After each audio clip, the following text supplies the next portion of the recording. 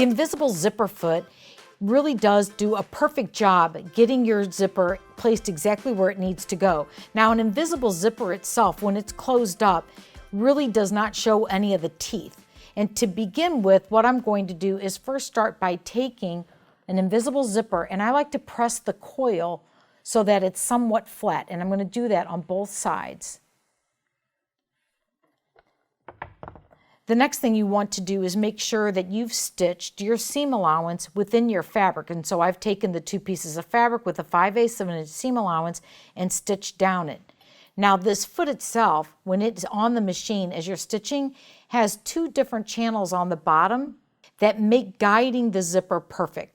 Let's take this to the machine. So I have my machine set up for a straight stitch center needle position, and when I place this foot on, it has a kind of a universal appeal in that it can work on either side of the zipper. I traditionally like to start with the left-hand side of my zipper, so I'm going to be stitching this side of my zipper onto my fabric. And to do that, I'm going to be taking this part right here close to the teeth and lining it up exactly on that 5/8 of an inch seam allowance line. When I place this under the foot, I'm going to be placing it on the left-hand side channel right here. And then what I like to do is to rotate my hand wheel so that it's actually into the zipper itself. And this is how I'm going to anchor it so that I can begin stitching. Now the best thing to do is to make sure that your stitch length is a little bit longer than usual, and so I'm going to increase it to a 3.5 millimeter stitch length so that if it isn't lined up exactly, it'll be easier to rip out.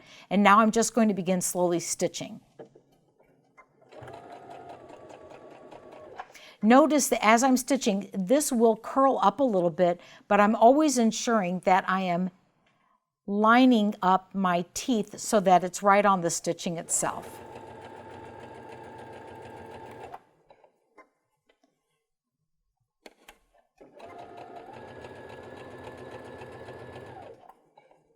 When I get towards the end, I'm just going to get as close as possible to the end. And then what I like to do is just backstitch a few stitches, cut my thread, and now let's take a peek. Once you finish the first side of your zipper, it's a good idea to close it up to make sure that you haven't accidentally stitched through any of the coil. Now is a good time to take your second piece of fabric and line it up where it's going to be stitching. So when you open this up, you'll see that this is the second side of your zipper. And this really helps with orientation of where you're going to place the zipper and what direction it's going to be in. And a really good idea at this point would be to just take a wonder clip or a pin and pinch those layers together so that it's lined up where you want it to go. Now what I'm going to do is I'm going to unzip my zipper, and then I can keep my layers together. And now I'm going to flip my zipper over, and now this is the direction that I'm going to be stitching in on the second time. And if I started exactly at the top with my first side, I'll be able to do the exact same thing on the second side, and it will line up. So now let's just introduce this underneath the foot of the machine, and this time I'm going to be lining up the channel so that it's on the right-hand side of the foot itself. Again, I'm going to anchor it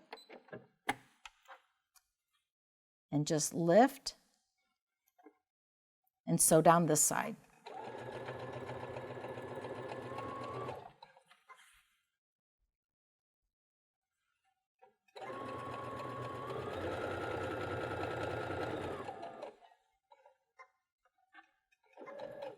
Get as close as you can.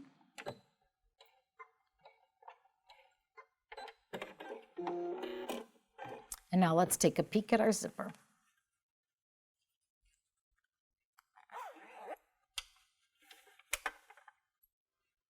Invisible zippers truly give any outfit that you make a professional finish, and it's one of the easiest zippers to put in if you know how to do it. You can find this foot and many other creative feet at your local Baby Lock retailer.